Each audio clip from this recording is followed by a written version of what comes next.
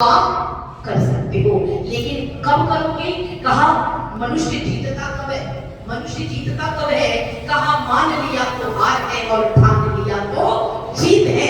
अगर जीतना चाहते हो तो किसी उम्र में जीत सकते हो। अगर अभी आपने ठान लिया, एक लक्ष्य बना लिया और उस लक्ष्य की ओर बढ़ते चले गए तो आपको जीतने से कोई रोक नहीं सकता है।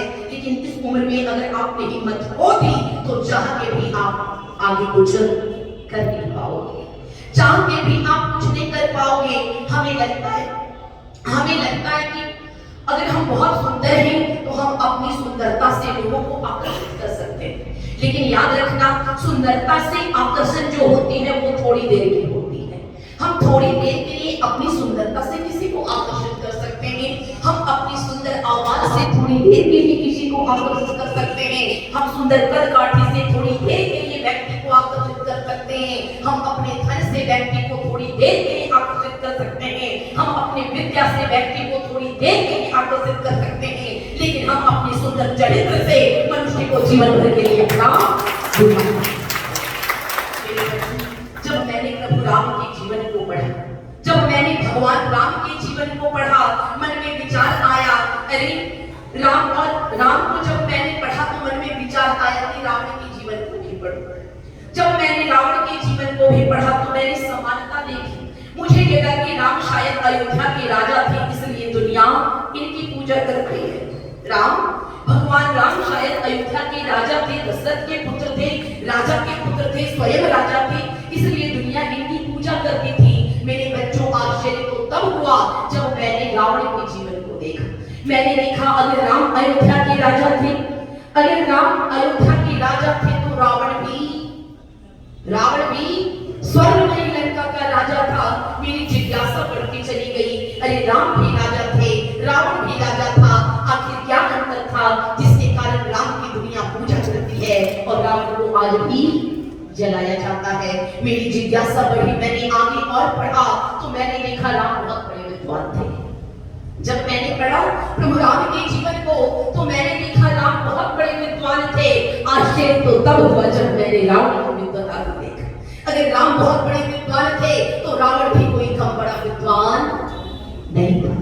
मेरे मन की उत्कंठा बढ़ती गई, अरे राम भी राजा, रावण भी राजा, राम भी विद्वान, रावण भी विद्वान, अरे ऐसा क्या अंतर रहा, ऐसा क्या अंतर रहा? मैंने आगे और पढ़ा तो मैंने देखा कि राम बहुत बड़े तपस्वी महापुरुष थे।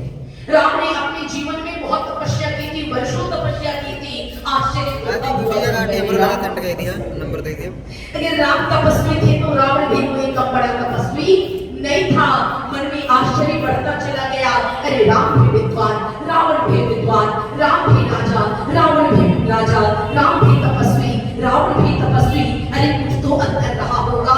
मैंने आगे और पढ़ा, मैंने जब आगे पढ़ा तो देखा कि राम बहुत सुंदर थे। कहीं हम जब वर के लिए वधु और वधु के लिए वर ढूंढने चलते हैं तो सौंदर्य को भी काफी प्रधानता देते हैं। बहु गोरी आनी चाहिए, क्यों माता जी?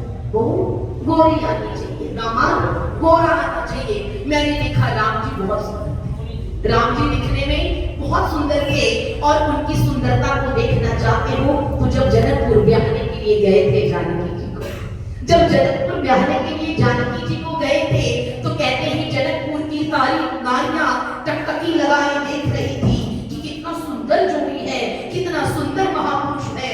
उनकी सुंदरता का वर्णन तुलसीदास करते हैं।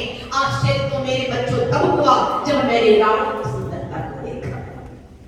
अगर रावण की सुंदरता को देखना चाहते हो, जब रणभूमि में प्रथम बार राम और रावण की मुलाकात हुई थी, जब राम और रावण की प्रथम बार मुलाकात हुई थी तो उस दैदीप्यमान ललाट को देखकर, उस सुंदर कद-काठी को देखकर, उस गौर वर्ण घुंघराले बाल को देखकर भगवान राम विभीषण से पूछते हैं, ओ विभीषण, ये दैदीप्यमान ललाट वाला महापुरुष कौन है? ये गौर वर्ण वाला घुंघराले बाल वाला इतनी सुंदर कद-काठी वाला महापुरुष कौन है जिसके चेहरे से इतना तेज निकल रहा कि खुली आंखों से देखना संभव नहीं हो पा रहा? ये सुंदर महापुरुष कौन है? विभीषण उत्तर देता है और कहता है, प्रभु यही तो मेरा बड़ा भैया रावण है।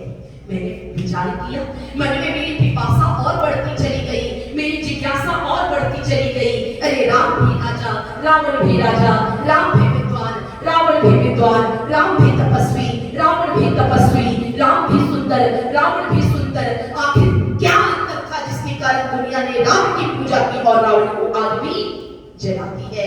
मेरी जिज्ञासा और बढ़ती चली गई। फिर मैंने देखा कि भगवान राम की पत्नी बहुत सुंदर थी। जानकी जी दिखने में बहुत सुंदर थी, जिसकी सौंदर्य को देखकर चाणक्य लिखते हैं अति रूपेण वै सीता अति गर्वेण रावण। कहा अति रूपवती होने के कारण सीता का हरण हुआ। और हम देखते हैं समाज में अगर पत्नी गांव की प्रधान हो तो समाज पति को भी प्रधान जी कहता है। क्यों कहता है? अगर मास्टर पत्नी हो तो पति को भी दुनिया मास्टर जी कहते हैं। तो मैंने विचार किया शायद सीता माँ बहुत सुंदर थी, इसलिए इसका श्रेय भगवान राम को मिला। दुनिया राम की पूजा करने लगी। और मैंने जब रावण की पत्नी की सुंदरता को देखा, जब मैंने रावण की पत्नी की सुंदरता को देखा, और जब मंदोदरी की सुंदरता को देखना चाहते हो तो रामायण के उन पन्नों को पलट कर देखना। कहते हैं जब सीता माँ की खोज में हनुमान रात्रि में मंदोदरी के शयन कक्ष में प्रवेश करते हैं। मंदोदरी के शयन कक्ष में जब प्रवेश करते हैं तो मंदोदरी के सौंदर्य को देखकर भ्रमित हो जाते हैं कि मेरे प्रभु राम ने जिस सौंदर्य का वर्णन किया है, मेरे भगवान राम ने जिस सौंदर्य का वर्णन किया है, माँ के जिस सौंदर्य का वर्णन किया है, वो सौंदर्य तो इस नारी के अंदर कूट कर है। कहीं यही मेरी माँ सीता तो नहीं है, कहीं यही मेरी माँ सीता तो नहीं है। फिर मन तर्क करता है, अरे अगर स्वामी से दूर होकर इतने चैन की नींद सो रही तो ये सीता माँ तो कतई नहीं हो सकती। अरे मेरा आश्चर्य और बढ़ता चला गया। राम भी राजा, रावण भी राजा, राम भी विद्वान, रावण भी विद्वान, राम भी तपस्वी, रावण भी तपस्वी, राम की पत्नी भी सुंदर, रावण की पत्नी भी सुंदर, राम भी शक्तिशाली, रावण भी शक्तिशाली। अरे अंतर क्या था जिसके कारण दुनिया ने राम की पूजा की और आज भी करती है? रावण को तब भी लोगों ने गाली दिया था और आज भी रावण जलाया जाता है। मेरी जिज्ञासा और बढ़ती गई। अरे कुछ तो अंतर रहा होगा। जब मैंने आगे और पढ़ा तो मैंने देखा रावण ने केवल बाहर के आवरण को बदला था, रावण ने केवल अपने चित्र को बदला था, लेकिन राम ने अपने चरित्र को बदला था। जिसने चरित्र को बदल दिया वो राम बन गया और जिसने केवल चित्र को बदला वो रावण बन गया। इसलिए मेरे बच्चों, अगर दुनिया में पूजे जाना चाहते हो, अगर दुनिया में सम्मान पाना चाहते हो, अगर चाहते हो कि दुनिया आपको सदैव राम की तरह याद करे, तो आप धन कमाना न कमाना, अरे थोड़ा कम ही पढ़ लेना चल जाएगा, छोटे मकान में ही रह लेना चल जाएगा, जीवन में दुख सुख तो चलते रहेंगे, लेकिन आपने अगर चरित्र बना लिया तो दुनिया आपकी पूजा करेगी। अगर आपने चरित्र नहीं बनाया, मकान बना लिया, तो दुनिया आपको रावण की तरह गाली देगी। इसीलिए कहा wealth is lost, nothing is lost।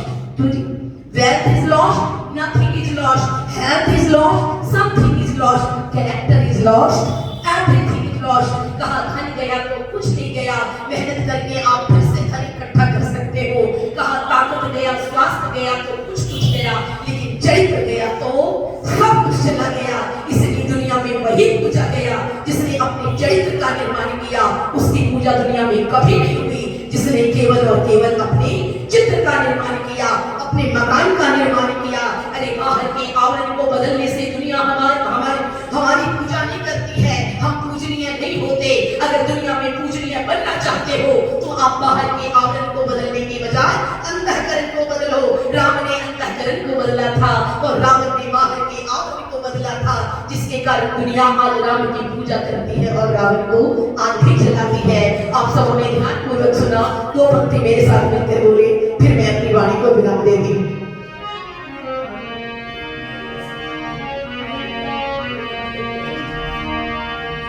निवेदन करूंगी बच्चों मेरे साथ मिलकर बोलना। तुझे बोलोगे अगर बोलोगे तो बोलूंगी, नहीं तो यहीं पे बंद कर दूंगी। है मानुष तने अनमोल रे, मानुष तने अनमोल